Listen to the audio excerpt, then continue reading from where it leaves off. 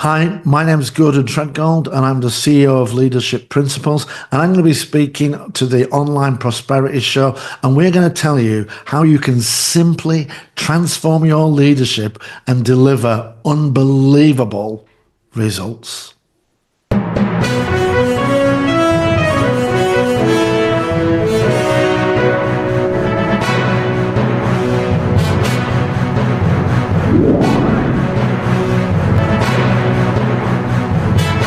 Ladies and gentlemen, welcome to yet another exciting episode of the Online Prosperity Show, the ultimate destination for exclusive behind-the-scenes insights into transformational leadership. I'm your host, Prosper Taruvinga, and today we're in for a treat with none other than Gordon Tredgold. Now, Gordon, how are you doing today? I'm good. I'm just coming off the tail end of a course of antibiotics. I've had a cold I couldn't shake for 3 weeks. I thought I might have to cancel, but I'm through the woods and I'm in the clear now. Absolutely. So that's good. Well, thank you so much for bracing, that cold, and also allowing us to have this conversation with you today, despite how you're going through. So I'm really, really excited. And for those that are tuning in for the very first time, thank you so much for choosing the Online Prosperity Show to be the way that you're spending the next 45 minutes. Now, Gordon's journey has been a very interesting one, from a humble programmer to a top leadership expert. And as you are going to hear, this is as inspiring as it is unexpected. So I want you to have a think about this. Just imagine going from high fives in a very small team while he was being a programmer to dive deep into all of the past triumphs that he has been involved in. He is globally recognized leadership expert, and he's known for his results-driven, no-nonsense approach to simplifying leadership. So we've just been having a chat about all the things that he has done. As you will see, he's just been recently nominated one of the top gurus in leadership, and he's going to be telling us all about that. So today also we're going to dive deep into his past triumphs, the bold risks that he took, and also the unique methodologies that he has used that have redefined leadership for countless professionals in and around the world. And for you that is listening, I want you to ask yourself, what is the one bold step that you've actually taken that has propelled your career? If you haven't taken a bold step yet, this is the podcast for you. And if you have, drop your thoughts in the comments so that we can compare notes to see if you were as bold as Gordon was. Now, Gordon, I could go on and talk about your accolades and everything else. You've been in the game for over 30 years. Take us back to your early days at UIT when you were a programmer, and let us know what really got you on the road to now be a leadership expert. Yeah, so if I just take a step, one or two step backs, just to tell you a little bit more about myself and my background.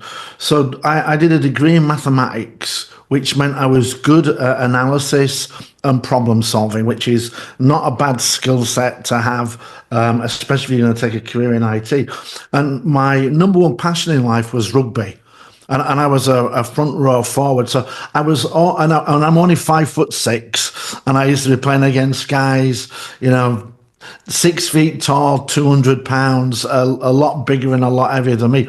So I was always in an environment where I was coming up against challenges that was bigger than I was. And I think that kind of acclimatized me to, taking bold risks. And when I started in IT, the career path was very linear. You were a junior programmer for a trainee programmer for 6 months, a junior for a year, a programmer for a year, and then you become a senior programmer, a project manager. And I looked at that and I thought, I don't want to do that. I'm not waiting that long. And I thought, how can I accelerate? How can I stand out? And what I decided was that we had a lot of very big, complicated projects, and everybody just shied away from those. And when you ask them why, it was, well, that project has a high percentage chance of failure. And I was drawn to those projects.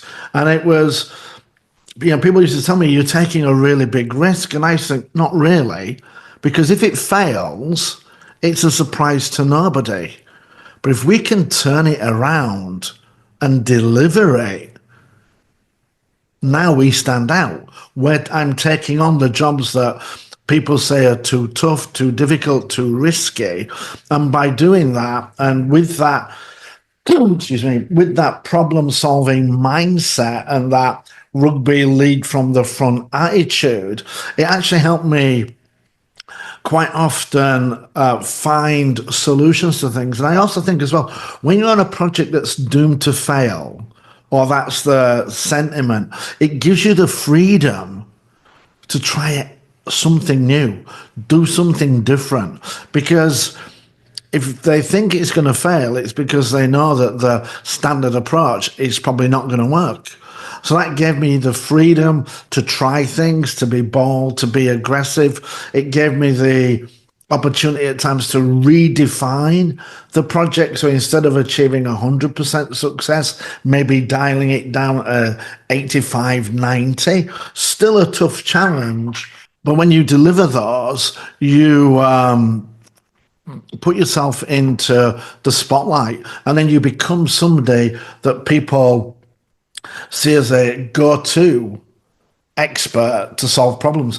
That allowed me to take on small challenges that people shied away from, and then just move up through bigger and bigger challenges. And as I did that, I built a reputation as somebody who was able to get things done. And a lot of that approach, it's about simplifying the complexity. A lot of times people think something is really difficult or impossible because they don't actually understand what's involved, or they've made it too complicated. And if you can simplify it, get everybody aligned, motivated, we can achieve amazing things. And that was the path that accelerated my career.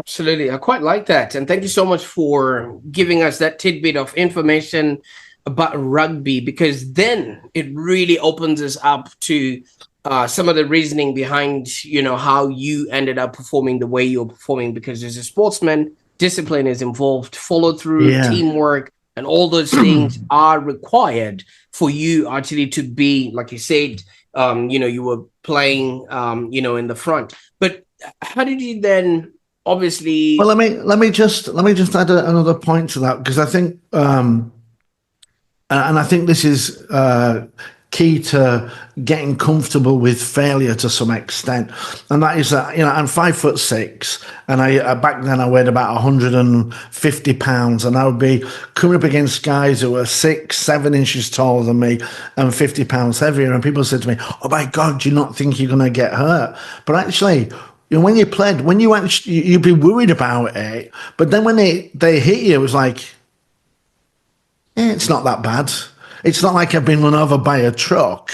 I can survive in this environment. And I think a lot of times we imagine the impact of failure or playing, and there's a referee that's going to protect you. They're not going to take you around the back and beat 7 bells out of you. It's a fairly well managed sport.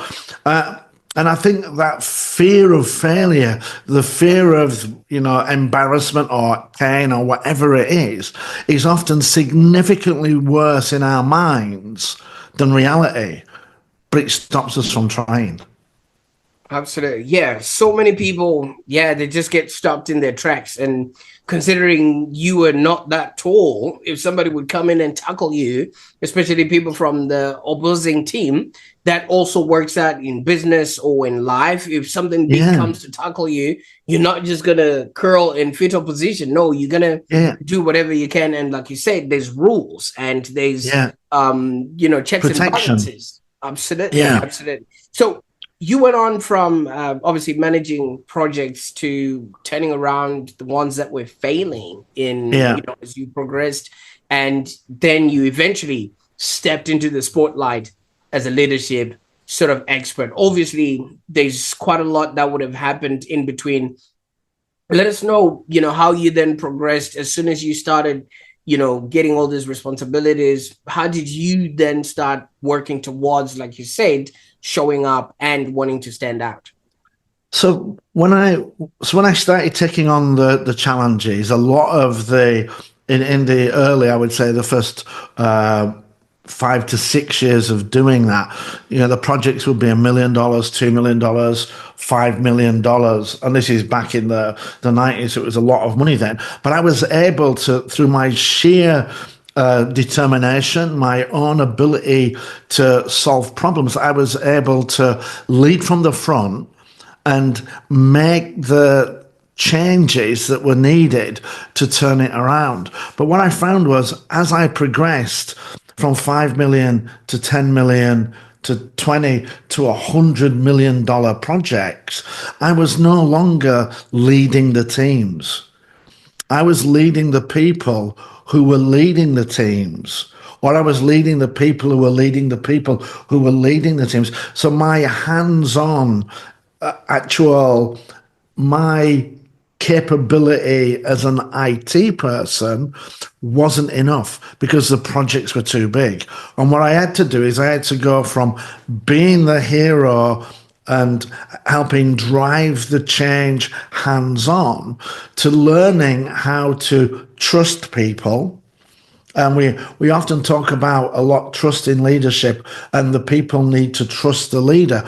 But if the leader doesn't trust his team, one, you're not going to be able to motivate and inspire them because you don't trust them. So you have to have trust in your team, and trust is reciprocal. If you trust your team and have faith in them, that will reflect back onto you. Because if you don't trust them, people see you as not trusting and not trustworthy. So I had to make that change. And that was difficult for me to let go of being the hero because I used to get all the accolades. Now it was about understanding how to put people into a position where they could be successful and supporting them, coaching them. And that also meant I had to go from being able to do what I could do, which was turn around failing projects, to understand how I was doing that at a much deeper level so I could then share that with other people. If you get Lionel Messi and said to him, kick a football, what he needs to do to kick the ball, his understanding is one level. To be able to explain and teach people to do the same, his understanding has got to be at a much deeper level. So I had to really learn and become not just a leader, but a master of leadership. Understand why things failed, what we could do to turn them around. And I started off by blogging on leadership, and again talk about fear of failure.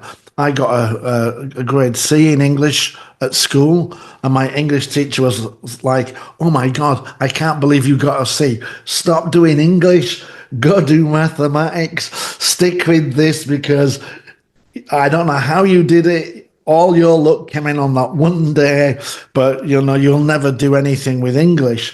And that was in my mindset. So when I started to want to share things, I was really paranoid about writing because my own English teacher told me I couldn't write. And being English, we've got Shakespeare, Dickens, Chaucer. I look at those people and think I can't write. But in the end, I was so passionate because there were 90%, 80 to 90% of all projects fail. That's a fact. I think it's 83% of digital transformations fail, which is huge in IT. There's like $900 billion being wasted. So as somebody who can deliver, I knew that if I could teach other people how to do that, we could start to get that percentage of failures down. So I was passionate about writing, and I decided, okay, I'm going to write, but I'm not going to try and write like Shakespeare, Dickens, and Chaucer. I'm going to write to my 30-year-old self in a simple language that I could understand when I was 30 and not knowing what I'm knowing now. And what I found with that was as soon as I did that, I wrote over 2,000 articles. I wrote 3 books. That got me into Inc. and Entrepreneur. Things which, if you'd have told me 2 years before you were going to do, I would have said, you're smoking crack. My English teacher told me I can't write, and that held me back from doing it. But, I just thought, you know what? Let's just do it. If nobody reads it, I don't care. My job's to share it. If nobody reads it, that shouldn't stop me from sharing it. And when I did that, I ended up writing a book called Fast, because I thought, do I have a process I'm following to turn around projects? And I thought, yeah, I do. I look to see what's going wrong and I fix it. Very simple process. Find out what's wrong and fix it. And I thought, okay, and now how do I do that? Well, I look for the common reasons why things fail. And when I did a lot of study and research into projects I've been involved in that had failed, other projects that have failed, there are 4 reasons why things fail. A lack of focus. We don't know what our goal or our objective is. A lot of people focus on revenue in business, where it's profit that'll determine whether you're successful or not. Accountability. Do we know who's in charge, and have we empowered them and put them in a position to be successful? Simplicity. We overcomplicate everything. When things are complicated, it becomes a barrier to execution. So the more we can simplify it, the more people are going to be able to engage and do it. And then transparency. And transparency is about having a feedback loop to be able to see how you're doing. And if things are going well, awesome, keep doing it. If things are not going well, then let's change it and turn them around. And with that, I wrote a book called Fast: Focus, Accountability, Simplicity, Transparency, which became a finalist for Management Book of the Year. And that approach is now the fundamental of everything that I do in leadership coaching and training, teaching people how to avoid failure and put them on the path to success. Fantastic. I quite like that. And it's so easy and simple, very fast. Very fast. Yeah. Yeah. And if I could have got 3, if I could have done to 3 letters, I would have been even happier, because 3 things are easy to remember. 4, it's 30% more. But if you just have that mindset, do I know what success looks like? Do I know what it is I'm trying to do? Am I clear about who's involved? Am I clear about how I'm going to do it? And do I have a way of checking my progress? The majority of projects fail because of a lack of one of those 4 things. We were talking before about business transformations.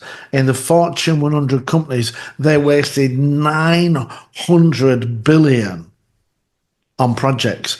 And the key reasons for that: people didn't know what they were doing. They didn't know why they were doing it. They didn't know how they were supposed to be doing it. And they didn't know how things were going. And that, comes from I think it was a Harvard research study of Fortune 100 companies. So we fail for simple reasons. Digital transformations don't fail because of technology. They fail because people don't know what it is they're trying to do or how to do it. Absolutely. And I'm still really hung up on the teacher, right now, if they were still there, we really should send them a copy of this video because, I wish. I would say she was probably true at the time because I tried to write like other people rather than being true to who I was, which was writing simply. But I also worked at a company in Germany where the goal was to save $210 million through outsourcing and offshoring, and we would take a 5% hit in productivity. But 210 million, 5% hit, no big deal. I led that project. We delivered 350 million in saving, and we had a productivity improvement of 50 to 500% in different areas. And at the end of the year, my boss ranked me out of his 8 direct reports, 8th. And when I asked him why, is it about the results? He said, no, your results are fantastic, but it's about your leadership. You have no leadership skills. I thought, I'm in charge of 1,000 people. I just delivered. I didn't save the 350 million myself. I didn't improve performance. We had performance improvements across a whole range of data center, help desk, applications. The team delivered this. I said, how do you think I did that without leadership? And he said, I speak with HR and we have no clue how you do it, but it's not because of good leadership. And that, for me, was the trigger to, right, I'm going to become a leadership expert and show you who knows leadership. Absolutely. You see, you know what's really intriguing about that? Every time somebody told you no, you went on and actually went on and proved them wrong. But in the process, if you really look at, how you have created all of these things, I'm thinking it's the rugby philosophy of when you're running with the ball, you don't pass it forwards, you pass it backwards.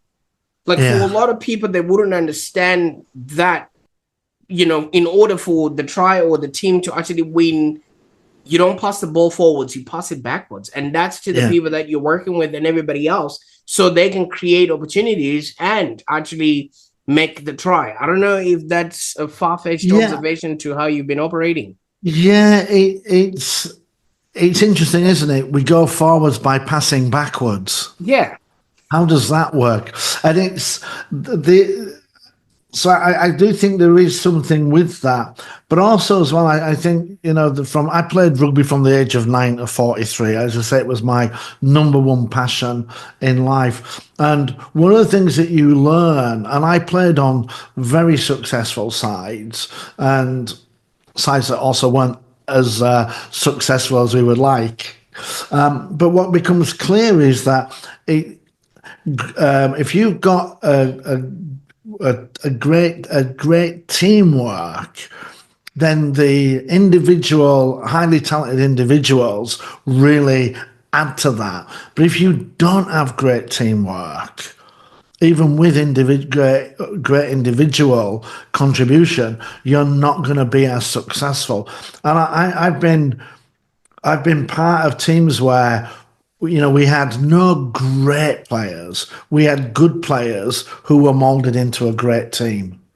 And, that empowering other people. And one of the statistics I read somewhere that drives me crazy was that it was some HR study where they said 80% of the work is done by the top 10 to 20% of the people, and we should focus on those if we want to be more successful. I was like, that's like you're pandering to the best players in the team rather than elevating all of the other players. And if you've got 2 or 3 good players and you focus on them, you might see an improvement. But if you elevate everybody in your team by 10, 20%, now you become unstoppable. And it's about empowering people. For me, leadership, it's about empowering people, giving them belief and the tools and the space to go and do the job. And when you do that, people will amaze you. And when people say to me, oh, I don't know, I can't do that, I'll say, hey, I was told by my teacher I couldn't write, and yet I've written for Forbes Inc. Entrepreneur. I had a top 5 leadership book according to the management of Institute. I'm 5'6". I play rugby to a good level. Don't let your mind get into it. Don't let your mind and working on people's mindset. One of the things I don't like is that I've seen a lot of mindset coaches, and this is their approach. Come on, we can do it. But the best mindset approach is to say, okay, here's how you can do it, step by step by step. And when people can see how they can do it, people are not afraid of hard work, they're afraid of failure. And when people can see how they will succeed, they will do all the hard work. And if I'm a rah-rah leader, I have to stand behind everybody beating my chest. But if I show every single person what's needed to be successful, they can now go and do this on their own. And if we've got that feedback loop that shows them the progress, it becomes self-motivating. Because when I was looking up, and don't get me wrong, every other person that I come across, they're either a mindset coach or a leadership expert. Mm-hmm. And when I was looking up your file, I was like, what's unique about Gordon? Yeah, that would make such a good episode. And just hearing how you are defining these terms and putting it across, because now this unique approach reduces stress. It empowers teams to lead themselves, and in the process it actually creates sustainable high performance environment. What that does is you're letting people be, and they literally are taking ownership, which is that accountability. And when they focus on what they're doing, everything else becomes simple and transparent. Now, when people can see the goal, they know how to be they know what's needed to be successful. They take ownership, and they have a feedback loop showing their progress. They become unstoppable. But my question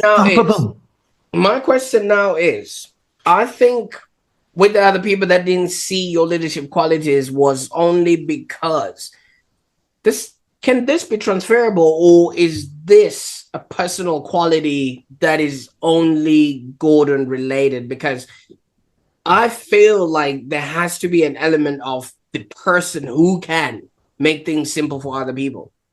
I think when I think about it now, I think the reason why they didn't see my leadership qualities is because I wasn't leading them. So they didn't know what was going on in the conversations with people, where I would have a conversation and then people would go, oh my God, now I get it. And they would run off and do it. So if you don't see that conversation, all you see is people suddenly becoming inspired and motivated. And I think because I wasn't having those conversations with my boss and within HR, maybe they never got to experience it. But I'll tell you a story I've told many, many times, and I don't get bored of telling it, because for me it's foundational. And when I was 52, I was asked to run a relay marathon, so do 10K in a marathon. I trained for 3 months and I was convinced I couldn't do it, so I withdrew from the team. I was 52. I'd never run 10K in my life, and I gave up. And a year later, I ended up running a marathon, and I've actually now run 12 marathons. And what happened was I had the motivation to do it. Some friends were going through chemotherapy, and I wanted to raise money for cancer, so I had a very strong why.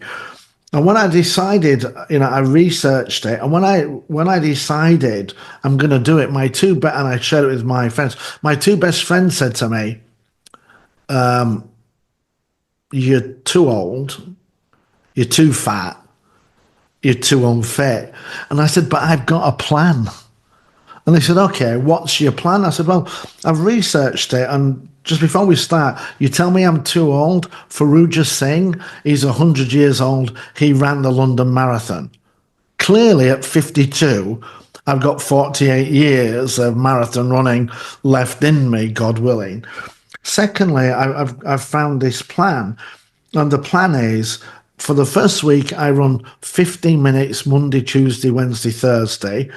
I take Friday off, and then on Saturday, I run for 10 minutes, walk for 5, run for another 5. And they said, okay, you could do that. And I said, well, the next week, I run for 20 minutes Monday, Tuesday, Wednesday, Thursday, Friday. I take Friday off, and on Saturday, I run for 15, walk for 5, run for 5. And then the next week, I'm running for 25, 25, 25. And in the next week, it's 30, 35. And they said, so your plan is to just run 5 minutes more every week? And I said, yeah, but over time, that 5 minute increase, when you're going from 2 hours to 2 hours 10, becomes a 10, and the increments become bigger. And in 24 weeks, you can go from being able to run 15 minutes to running for 4.5 hours, which puts you within touching distance of running a marathon. And my two best friends said to me, we'll do it with you. So they went from, you're too fat, you're too old, you're too unfit. What they really meant was, I'm younger, thinner, and fitter than you, and I can't do it, so you can't do it. They went from that mindset to, we'll do it with you. Now, we're still running 26 miles. We haven't shortened the distance, but what had happened was their belief that they could do it by running for 15, then 20, 25, 30, and that slow incremental build-up gave them the confidence to do it. And this is why I say I'm not a rah-rah mindset coach where I'm stood behind you going, come on, keep running, keep running. No, I'm going to break it down with you and show you what's needed. And if you've got the desire to do it, then you'll become inspired and you'll go do it yourself. And I think that's more inspirational than motivational. Motivational is about cheering people along. Inspiration is about giving them the belief so that they can go and do it themselves. And that's, for me, that's what leadership is. Absolutely. And I think so many people get it wrong because maybe they want to use the textbook version of it instead of actually just looking at people and talking to them mano a mano and really getting the best out of them. Because I feel we talked before about that, the Star Trek leadership, of how you've got to go from being Captain Kirk, the hero, to Captain Picard, making you the heroes. And in that motivational stood behind, you're going, come on, we can do it. I'm still the hero. I'm still the one that's cheering on and leading the charge, and I have to be involved. Whereas if you can give people plans that they believe in that will make them successful without you, now they can go and be the hero. And a lot of people can't let go of that or don't understand how to do that. But it's all about give people the approach, the tools, the space to go and be successful. And when they see that and believe it, they become unstoppable. Unstoppable. So you've obviously gone now from being the unknown to becoming or maybe teaching emerging leaders globally. Uh-huh. Walk us through how you managed to get all of that done in less than a year. So when I looked to it, I decided, my boss told me you couldn't lead, and I thought, okay, I'm going to show you.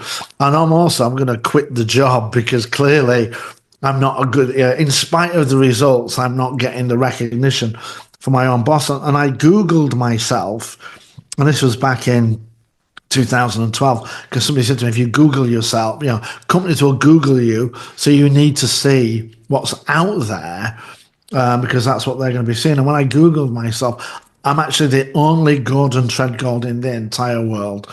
Bizarrely, nobody has that name. So when I Googled myself, it was mostly tumbleweed and empty space. And I thought, right, I am gonna write, and I'm gonna fill that space with leadership. And and again, a lot of people told me there's no way you'll be able to make a dent in that market. And I found a way to become a content engine. And you talked about, you mentioned two things earlier about concepts and context. Every article on leadership is about a concept and a context. So what's the idea and what's the example we use to explain it? And people are always looking for new ideas, but we have all the ideas we need. What we need is a better way of explaining them to make them accessible to people in a way that is relevant to them. Because I read a lot of leadership books. I have a degree in mathematics. I'm at the end of chapter 1 and I think, I don't know what on earth you're talking about. Oh my God, this guy must be a genius because I don't understand this. So this is why I wrote to my 30-year-old self. I've got to put it in simple language. And because of that concept context, that opened up. And I wrote an article a day for 4 years. And once I'd got above 300 articles, that's a significant amount of content. I also focused on building an audience because I thought if I'm writing it, I need an audience to read it. I can put it out there, but why not go and build an audience? So I started building an audience on Facebook and Twitter. I introduced them to my content. I found ways to automate the sharing of the content, and I just became a content machine, and the content resonated with people because it wasn't about showing them how intelligent and knowledgeable I was on leadership. It was about making leadership accessible and making them think, wow, I must be really smart because I understand this. So it was all about creating empowering content. And at the end of the first year, I was ranked in the Inc. magazine top 100 leadership experts just through content, giving away free content and empowering people. Congratulations. And looking at your track record there, Gordon, every time somebody told you it can't be done, you've gone on and really thrown it out of the park. I mean, the first time was the English teacher who obviously we're going to be mailing this video to them. And then the leader who told you couldn't lead. And also the people that said you couldn't run a marathon. You've even written a book about... Right. No, I'm talking about the marathon side of things. Oh, yeah. All right, absolutely. Now, I think you said that leadership is a marathon, not a sprint. Now, for somebody who might have faced, first of all, maybe their own personal or own leadership challenges, what sort of advice would you give to people in order for them to start overcoming? Because you've mentioned a lot of people fail because fear of failure, and because nobody has given them the step-by-step sort of rundown of how to be, do, and have that position, and just helping them to step up to be a true leader. Yeah, so we're going to do two things here. One, I don't know where you're going to put the link, but we'll give people access to a free copy of FAST so they can go and read and understand. Because in the book, I break it down step by step. And I would say, just think about people are not afraid of hard work. They're afraid of failure. And as a leader, your job is to put them in a position where they can be successful. So we have to be clear about the goal and share with them what success looks like. And when I ran the marathon, people said to me, what's your goal? Is it to do it in under 5 hours, 4 hours? I said, no, I have a very simple goal. I want to be alive 1 week after I cross the finishing line. Because the guy that ran the original marathon arrived in Athens, said we've won, and dropped dead. So I didn't want to do that. I wanted to be alive. So we need to we need to give people clarity around the goals, and then it's just about helping give people the approach. And a lot of times, I work in areas now where I have zero expertise. I mean, seriously, zero expertise. So a lot of the time for me now, it's asking people, so how do you think you're going to do this? And get them to talk me through it. And a lot of times people say, well, I'm not sure. Okay, well, it will be good for us to get sure because we've got to put a plan. So what could you do? What would you do if you knew you weren't failing? So a lot of it is working with people and helping pull the plan out of them. And as leaders, we've got to listen to our teams. And if we are in charge and we want people to be accountable, there's a really simple question we can ask people that will make them take ownership. Do you know what that question is? Because you can't make people accountable. They have to accept it. You can make them responsible, but you can't make them take ownership. They need to take it. You know what the question is? What's the question, Gord? Do you have everything you need in order to be successful? And when people say yes, subconsciously, they've taken ownership. I've got everything I need. I don't need anybody else. I have everything I need to be successful. And people say to me, but what happens if they say no? As their leader, it's your job to go get it for them. Because if you don't give them everything they need to be successful, why would you expect them to succeed? Why would you put them in a position of failure? No, That's going to lead to frustration and demotivation. Absolutely. And I quite like that because once somebody has already taken ownership and has already understood what needs to happen in their job, then, the rest becomes intuitive for them. But my question now is these days of remote working, when you're working in an office environment, all the things might be there, the staple pins, the papers in the printer, everything is there. I'm just giving examples of what happens within a work environment. But if somebody's sort of working from home, does that not present now a unique leadership sort of position because they might not have everything that might be available for them physically if they were in a work environment? So there's two things related to that. So I work in IT, and I actually led pre-COVID a 100% remote project. So I was doing remote projects before it became mainstream. And if your team don't have great internet access, then you need to find a way to provide that to them. Because if they don't have great access, then they're not remote, they're isolated. And isolation is never great for building teams. But I would come back to FAST. So you talk about physical resources. Yeah, the reasons we fail, I don't know what it is we're trying to achieve. That's not physical resources. That's the communication of the goal and the objective and what success looks like. I don't know how I'm going to be successful. That's not about resources. That's about understanding of the approach. I don't have transparency into performance. Again, that's not about the availability of resources. That's about our ability to communicate and track progress. So things are not failing because people working remotely don't have the resources. Things are failing when people work remotely because they are not being led correctly. Tell people what to do, how to do it, and then leave them to get on and do it, and they become unstoppable. Right. But Gordon, I also read somewhere that you're very famous for hugging people.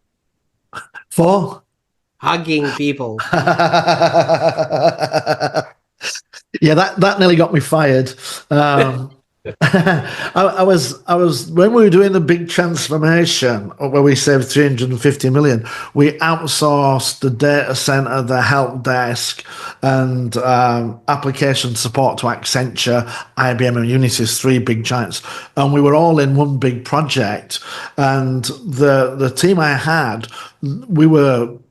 If they had a choice, they wouldn't have gone down this path. They liked working with everybody on site, but financially it wasn't viable. So there was a lot of friction between the teams, and I thought, friction between teammates is not a good way to drive high performing teams. I've got to get rid of this. So I held a 2-3 day conference, and it was a global team, and the first person who arrived at the conference was a good friend of mine called Ricardo Martinez from Mexico. He saw me, he came up to me, and he gave me a big hug. And I was working, I was living and working in Germany at the time. 60% of the team were based in Germany, which is not I don't know if people are aware of this. Germany is not the hugging capital of the world. And then the second person I saw was a good friend of mine, Khaled El Moore from Egypt, and he came up to me and he gave me a big hug, and I thought, wow, we have all of this friction. It's hard to fight somebody who's hugging you. So I'm going to hug everybody. And, if I hug people, don't tell me after I've hugged you that if you need something, you can't come and ask for it, or at least a project, because we've broken a barrier here. So I went out and I was hugging people, and it was predominantly men. There were a few women, and I would put my arms out and people would come. So there was no forced hugging. And it was funny. One of the German people said to me, he said, he was talking about,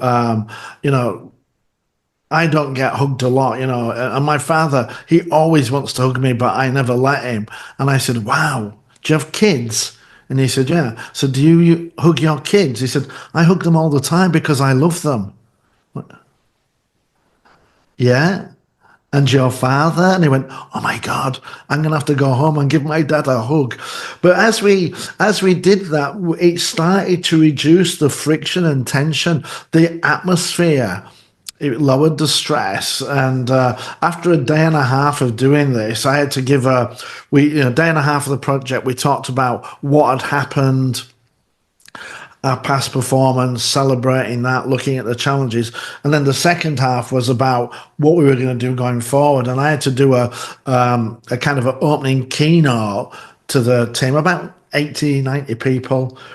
And as I stood up to speak, they stopped me and they said, no, we're not letting you give the keynote just yet. And I said, why is that? They said, we want to sing for you. I was like, okay.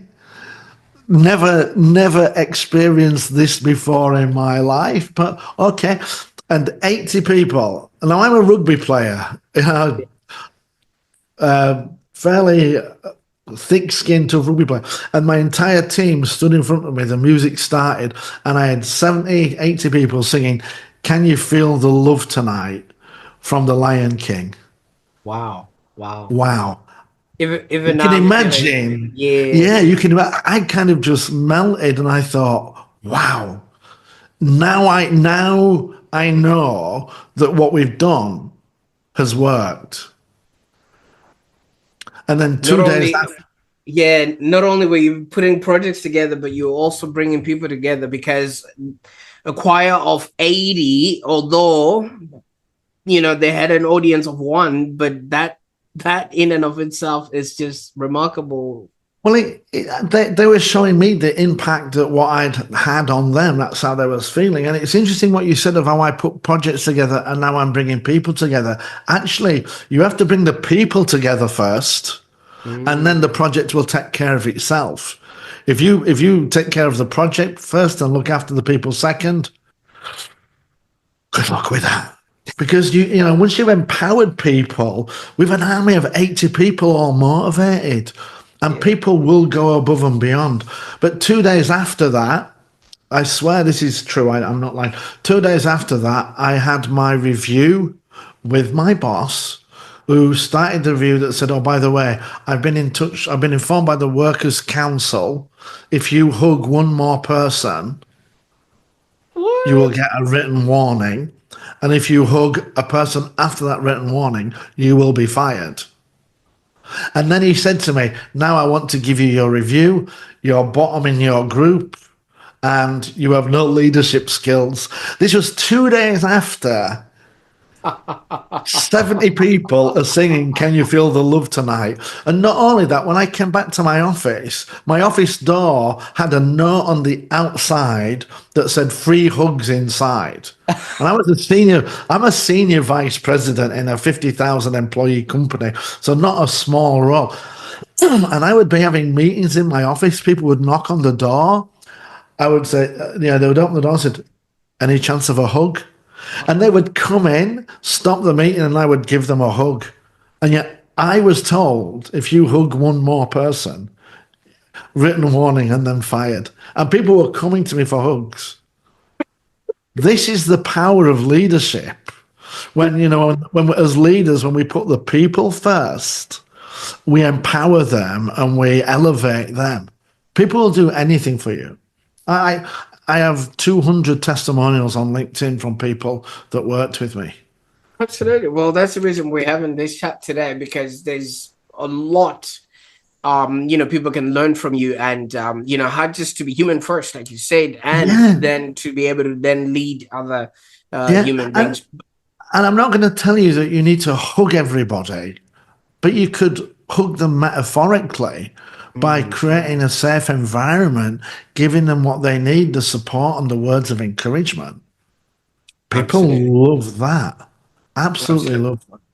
Great. Now, you've already highlighted LinkedIn. Is there anywhere else people can go to metaphorically get that hug from you? I'm the only Gordon Tredgold in the world. If you Google me, you'll find all of the work I've done on LinkedIn, Entrepreneur, Inc., Forbes, on my own web. So I have my own website, GordonTredgold.com. If people want to email me, it's Gordon@GordonTredgold.com. Being the only Gordon Tredgold has its benefits, and I own that domain space. Absolutely. Well, you've had to rewrite the rules of leadership and also rewrite the internet. So I don't think I have rewritten the rules of leadership. I don't think I do anything new. I just do it in a different way to a lot of people. But I wouldn't say different from other good leaders. And I explain to people how to do it. So it's not new leadership. It might be new to you, but these are tried and tested principles. Put people in a position where they can be successful, and they will be successful. Nobody comes to work thinking, you know what, today I think I'm going to fail. Nobody does that. Everybody wants to be part of a winning team, wants to have success. So if we put them in an environment where they can be successful, people will grab it with both hands. I like that. And in my culture, we were talking about where I'm from and stuff. We've got a statement, and it's now become very common. If you want to go far, you go alone. But if you want to go further, you go together. But some might say, we've been laughing and having fun, but we've actually created a remarkable piece of content here. And some might say, a humorous or empathetic leadership style is not serious, like you have experience with, the people that you've worked with and stuff like that. How do you then defend this approach to critics and skeptics that are holding leadership textbooks and think things have to be done in a certain way in order for you to get results? And So I'll give you two stories. One, the team that sang Can you feel the love tonight helps me save 350 million and improve performance by 50 to 500%. Those two statements are not independent. Those two statements are linked. They trusted me, I trusted them. We created an environment where people could thrive. The other one is I was doing a leadership training in Ethiopia. And I do this thing on leadership styles, the Daniel Coleman 6 styles of leadership: commanding, visionary, affiliative, democratic, coaching, and pace setting leadership. And I map them onto leadership and which styles do we need to use at which time? Because you have to be a master of all of them. Even commanding, a leader has to sometimes say, no, we are doing this. And we did the assessment, and I tell people that commanding leadership, it has to be in your pocket and no more than 5%. No more than 5%. And even then, when you command, you can do it. Will you do this, please? You can be polite. You don't need to be an asshole about it. And commanding leadership, it's the least effective style, but sometimes it's the one we have to go to. And one of the people on the course put his hand up and he said, yeah, Gordon, what you have to understand is that you're English and you come from a different culture. This is Ethiopia. And in Ethiopia, the commanding style of leadership is the most popular. And I said, okay, I will take that Pepsi challenge. And I'm just going to ask one question to see whether what you've said is true or false. And he said, okay. But I'm telling you it's true. And I went, okay, let's see how it stacks up after my question. There are 40 people on my training course here. Hands up, all those who like a commanding boss. Crickets. And I said, you are confusing common with popular. And you didn't even put your own hand up. So I don't doubt it's the most common style of leadership in Ethiopia. But let's not confuse it with being popular. Not a single person in this room put their hand up that they like a commanding boss. And this is why we're going to do leadership differently. So we will be that boss that's non-commanding, that people will want to work for and who will want to do good work for. Interesting. Yeah. And it's interesting, is it? Slightly different perspective, but...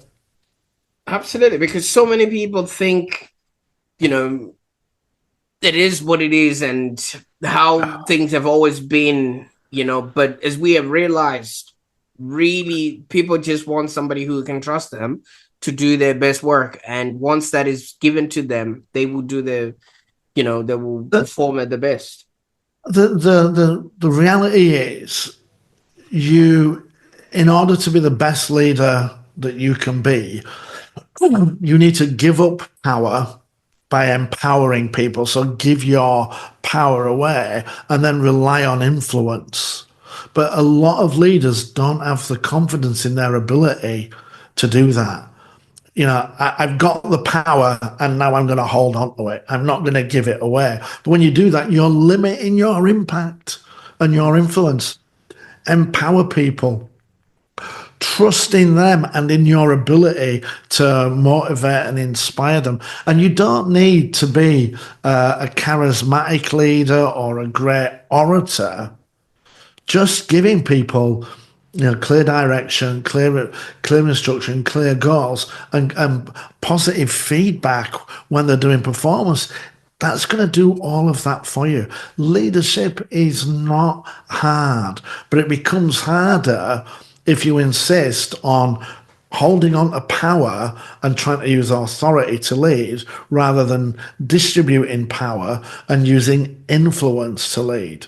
Because when you use influence and distribute power, you've now created an army of leaders who will go on and lead for you. If you hold on to power, you're diminishing not only your own leadership impact, but the impact of those people that you should be empowering. What I'm hearing there, Gordon, is you can't climb the ladder of success with your hands full. And if you're going to be holding on to just about everything, Yeah, yeah, yeah, absolutely, absolutely. great stuff. Now, Gordon, when we started, you introduced us. I'm really hung up on, the teacher that gave you a C in English. And Yeah, I wish they knew Mrs. who you Appleyard. but I was always brought up to learn how to speak more than write, because eventually you do end up writing the way you speak.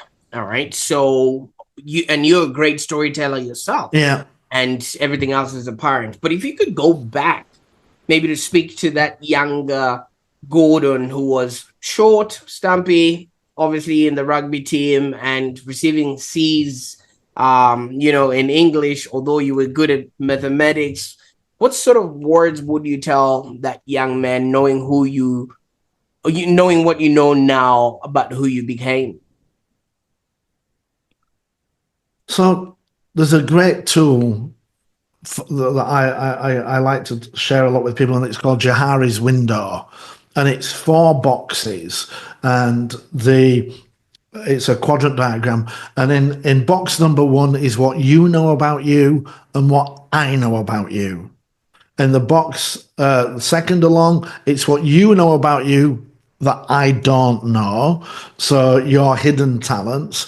Then there's the box below what we both know about you, which is what I know about you and what you know about you, and that's the things the things that other people see in us which we might not see.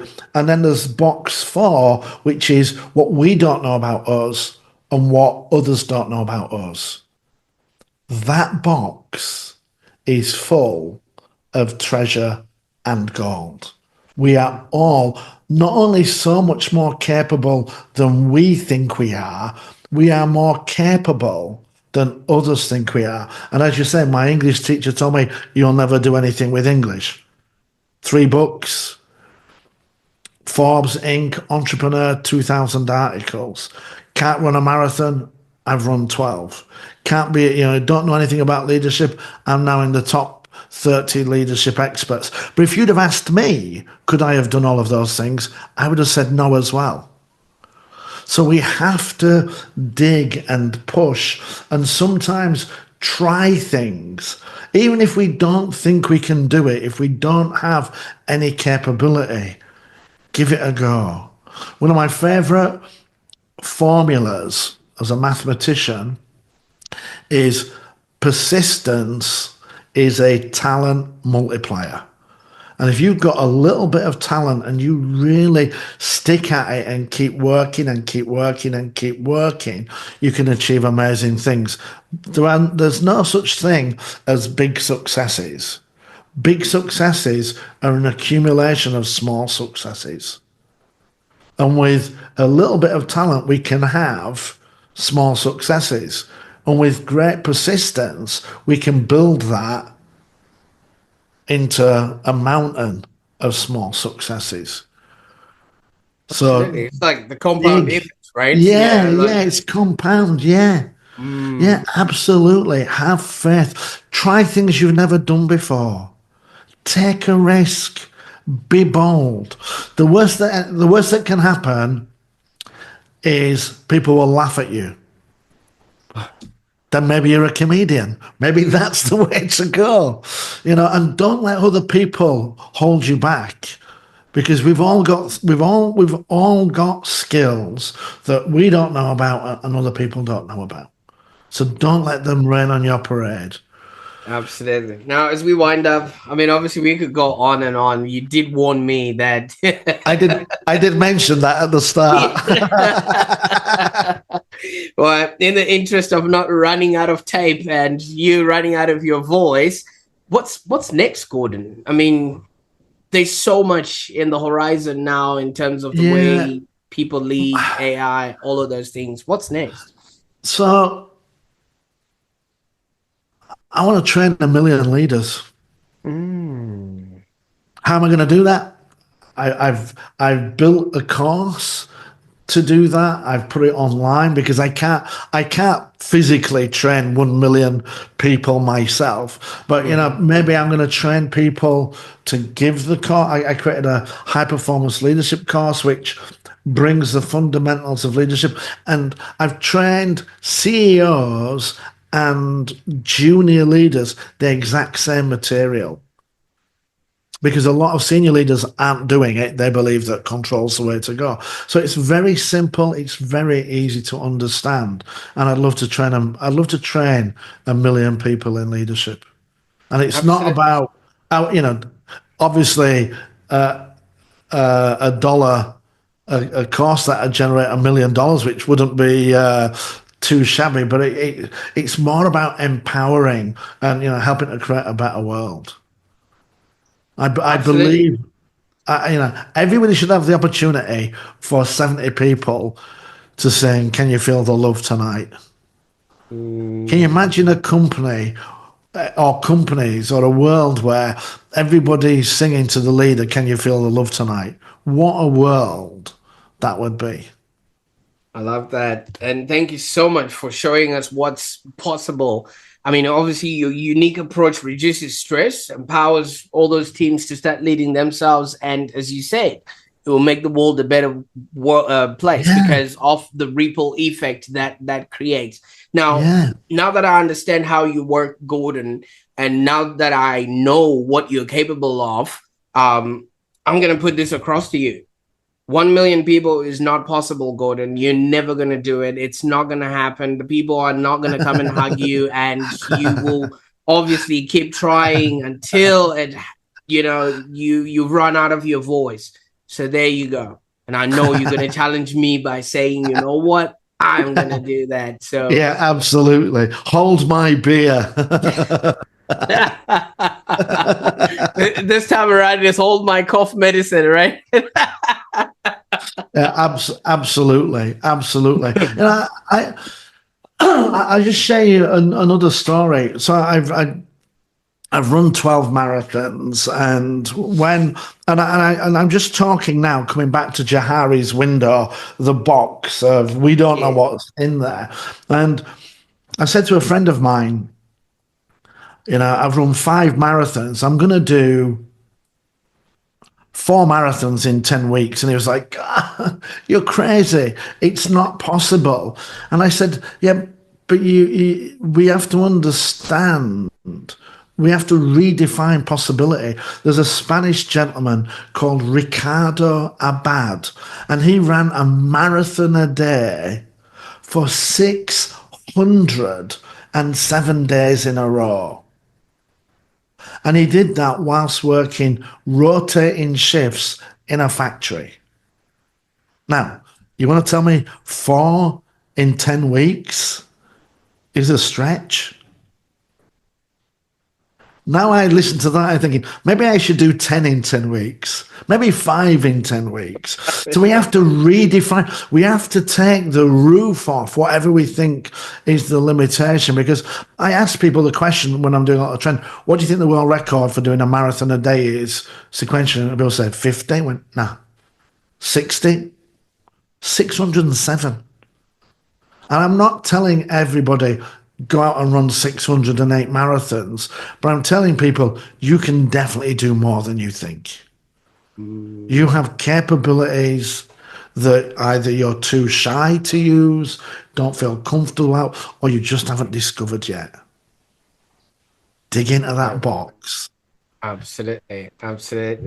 Well, Gordon, if you were anywhere near, I would reach out for a hug. But I think what we've just done. Thank you so much for the time and the expertise and just the knowledge that you've just dropped on us today. And I just love the FAST method, focus, accountability, simplicity, and transparency. And I think maybe without you realizing, you've literally just done all of that in the time that we were together today. So it's fast is how I operate. But I'm not a fast marathon. I am a fast marathon runner, but not in terms of time. Fantastic. Fantastic. Well, And that's we about will give people a free copy of it if they want an audio or a PDF or whatever. We'll give them a link so they can go get that. That's all right. I'll get my people to be in touch with your people so we get that link, and we'll Cool. definitely put it in the show notes below. But that's about wraps up an insightful and spirited conversation with Gordon Tredgold. I think from what you've heard, he's just a man who proves that leadership isn't just about titles, but it's about heart, it's about humor, and just a relentless pursuit of transformation. And especially when you hear people saying no, that's the cue for you to actually step on the gas and just go after it. Yeah. And if you found Gordon's journey as inspiring as I did, be sure to share this episode with a friend who might just need that extra push towards becoming a better leader, or send it to your leader. They might learn a thing or two about what fast leadership is all about. And if anything, you're only doing yourself a favor, because now you're going to walk into a workplace with somebody who really empowers you to be, do, and have a happier existence. And if somebody just shared this video with you, consider subscribing to the Online Prosperity Show so you don't miss out on any of these insightful conversations like we just had with Gordon there. And I encourage you not to miss our next episode, where we're going to be exploring ideas that can pave way for a happier, more fulfilling life. Until next time, bye for now.